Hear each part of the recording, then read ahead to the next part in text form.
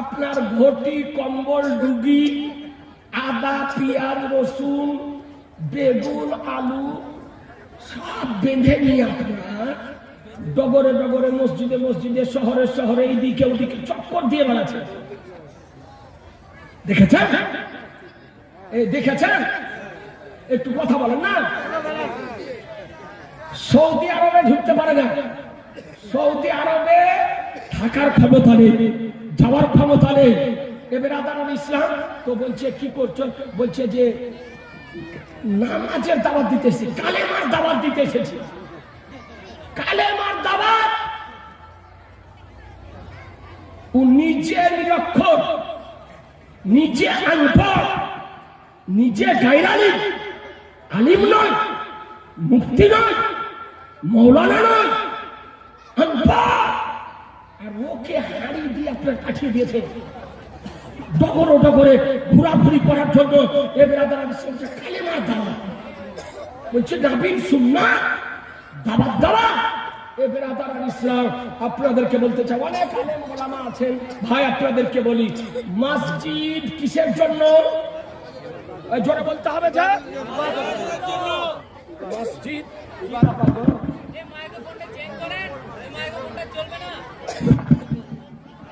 Brother আর ইসলাম, মসজিদ নামাজ পড়ার জন্য, খোদার ইবাদত করার জন্য, না আরাম করার জন্য, না বিশ্রাম করার জন্য, না।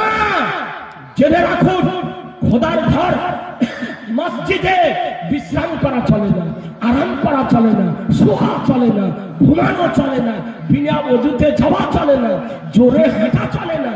বেরাদার ইসলাম, দুনিয়াবি কথা বলা চলে না, মসজিদে খাওয়া চলে না, মসজিদে রান্না করা চলে না, মসজিদে কেরোসিন তেল জ্বালা চলে না, মসজিদে গ্যাস জ্বালা চলে না, মসজিদে বেরাদার পেঁয়াজ কাটা চলে না, রসুন কাটা চলে না, আলু কাটা চলে না, বেগুন কাটা চলে না। বেরাদার মসজিদের ইহতিরাম, খোদার ঘরে ইহতিরাম করতে হবে। কথা বুঝতে পারলেন? আপনাদেরকে বলি, এমনকি বিনা ওযুতে খোদার ঘর মসজিদে প্রবেশ করতে হবে। বুঝতে পারলেন? এটা নিয়ে যাবেন, নিয়ে যান না। বলছে 10 টাকা, 20 টাকা, 50 টাকা, 100 টাকা করে যদি আপনাদের পকেটে যদি থাকে ভাই, রুমালটাতে দিয়ে দেন, দুজন ধরে। আলহামদুলিল্লাহ। হাজী সাহেব ছিল, চলে হাজী সাহেব, আলহামদুলিল্লাহ। এবার আদান ইসলাম, একটু শোনেন, 2-4টি কিতাব দেখে আপনাকে একটু কয়েকটি বিষয় আপনাদের নলেজে দেওয়ার চেষ্টা করব। আলহামদুলিল্লাহ, এই মাদ্রাসাটাকে জীবিত রাখুন। তো খোদার ঘর মসজিদের ইহতিরাম যে বুঝে না, সে ইবাদত কি করে বুঝবে? আর তারপরে বলছে যে কালেমার দাওয়াত দিতে এসেছি, নামাজের দাওয়াত দিতে এসেছি। মুসলমান, আপনাদেরকে বলি, এই দেশের মানুষ নামাজ পড়ে, এ দেশে মসজিদ আছে, এ দেশে সালাত ও সালাম হয়। ওর উদ্দেশ্য কি? ওর উদ্দেশ্য হলো মিলাদকে বন্ধ করা, কিয়ামকে বন্ধ করা, দরুদকে বন্ধ করা, সালামকে বন্ধ করা, তিজা চাহরান চাল্লিশাকে বন্ধ করা, কুলখানি, কোরআন খানি, কালেমা খানিকে বন্ধ করা, কবর জিয়ারত বন্ধ করা, মাজার জিয়ারতে যাওয়া বন্ধ করা, মাজারে চাদর ফুল দেওয়া বন্ধ করা, নবীর নাম শুনে চোখে চুমা দেওয়া বন্ধ করা। এ বেরাদার ইসলাম, আজকে বলতে চাই, আজকে সবে বেরাত বন্ধ করা, সবে বেরাত বন্ধ করা, মুহররম বন্ধ করা। ওদের কাজ হলো আজকে 12 রবিউল আউয়াল বন্ধ করা, ফাতিহা ইয়াজদাহাব বন্ধ করা। এ বেরাদার, এটাই হলো তাদের মূল টার্গেট, এটাই হলো তাদের মূল টার্গেট। আপনাদেরকে বলতে চাই, মুসলমান, প্রতিটি মসজিদে দারুদ ও সালাম চালু রাখুন, যেন হাড়ি নিয়ে প্রবেশ না করে যায়। জি, হাড়ি নিয়ে প্রবেশ না করে যায়। দারুদ ও সালাম যদি চালু রাখে, মসজিদে হাড়ি প্রবেশ করবে না, হাড়ি প্রবেশ করবে না। মুসলমান, আপনাদেরকে বলতে চাই, বলছে কালেমার দাওয়াত দেওয়া সুন্নাত। আমি জানি কালেমার দাওয়াত দেওয়া সুন্নাত, নবী কালেমার দাওয়াত দিয়েছেন। কাদেরকে দিয়েছেন ভাই? নবী কালেমার দাওয়াত দিয়েছেন কাদেরকে? জোরে বলেন না, একটু ক্লিয়ার করে দিই। কাফেরদেরকে, বিধর্মীদেরকে, মুশরিকদেরকে কালেমার দাওয়াত দিয়েছেন। চলে গেছে আছি জানেন হতারা। তাহলে কালেমার দাওয়াত বিধর্মীদেরকে দেওয়া, কাফেরদেরকে দেওয়া, মুশরিকদেরকে দেওয়া, এটা হলো নবীর সুন্নাত। তো যাচ্ছে কোথায়? যেখানে মিলাদ হয়, কিয়াম হয়, উরুস ফাতিহা হয়, তিজা চাহারাম হয়, দরুদ ও সালাম হয়, সেই গ্রামে এ ব্রাদার ইসলাম আপনাদেরকে বলতে চাই, কালেমার যদি দাওয়াত দিতে হয় তো ভারতবর্ষের প্রধানমন্ত্রী নরেন্দ্র মোদীকে দাও। কালেমার যদি দাওয়াত দিতে হয় অমিত শাহকে দাও। কালেমার যদি দাওয়াত দিতে হয় রাজনীত সিংকে দাও। কালেমার যদি দাওয়াত দিতে হয় শুভেন্দু অধিকারীকে দাও। কালেমার যদি দাওয়াত দিতে হয় দিলীপ ঘোষকে দাও। কালেমার যদি দাওয়াত দিতে হয় মমতা ব্যানার্জিকে দাও। কালেমার যদি দাওয়াত দিতে হয় অভিষেককে দাও। কালেমার যদি দাওয়াত দিতে হয় আজকে উত্তরপ্রদেশের যোগী আদিত্যনাথকে দাও। কালেমার যদি দাওয়াত দিতে হয় হিন্দু পাড়াতে দাও, চাই পাড়াতে দাও, মুচি পাড়াতে দাও, খ্রিস্টান পাড়াতে দাও, আজকে বিধর্মীদের পাড়াতে দাও। আজকে সেখানে কালেমার দাওয়াত দিতে পারে না। জি কোথায়? যেখানে দরুদ ও সালাম হয় সেখানে আপনাদেরকে বলতে চাই, এই ব্যক্তিগণ আমার নবীর পক্ষের না বিপক্ষের? জোরে বলতে হবে, এরা নবীর পক্ষের না বিপক্ষের? জোরে বলেন না, আর একটু জোরে। বিপক্ষে।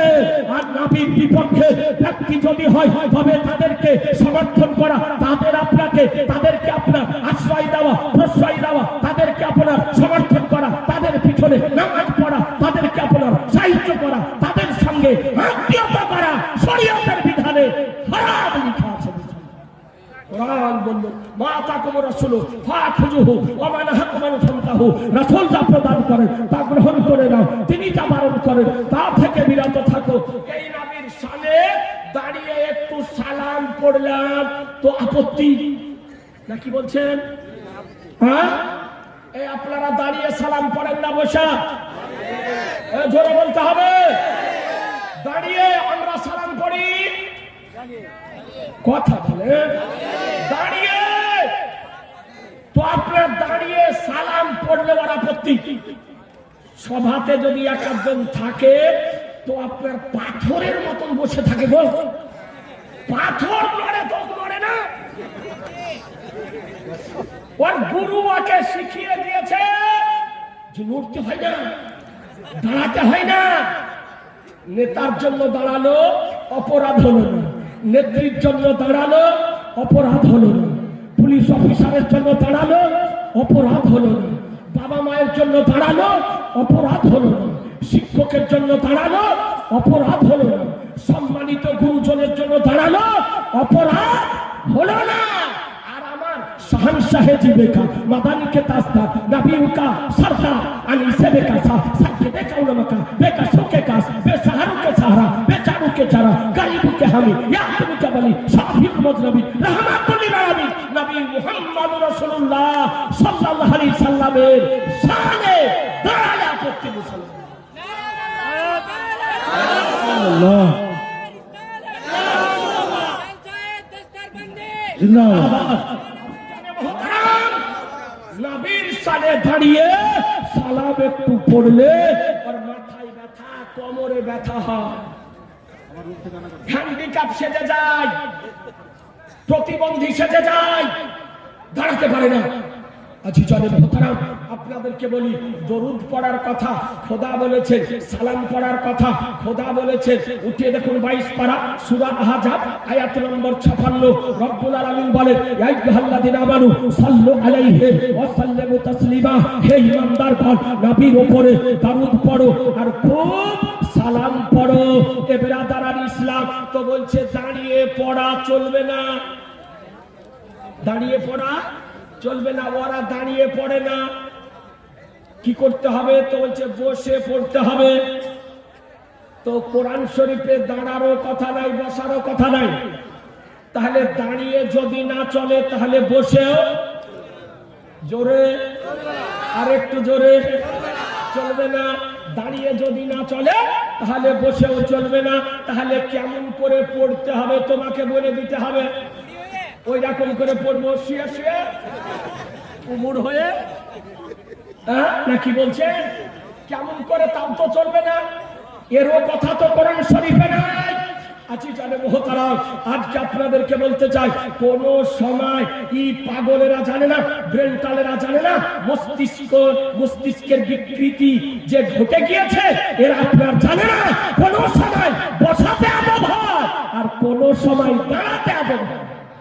কি বলছে? হ্যাঁ, কোন সময় বসাতে আদব হয় আর কোন সময় দাঁড়ানোতে আদব হয়। এ বেরাবার নামাজে যদি সালাম পেশ করো, দরুদ যদি পড়ো, তবে বসে বসে আদব সহকারে পড়ো। আর নামাজের বাইরে নবীর উপরে যদি সালাম যদি পড়ো, তবে আদব সহকারে দাঁড়িয়ে সালাম, আদব সহকারে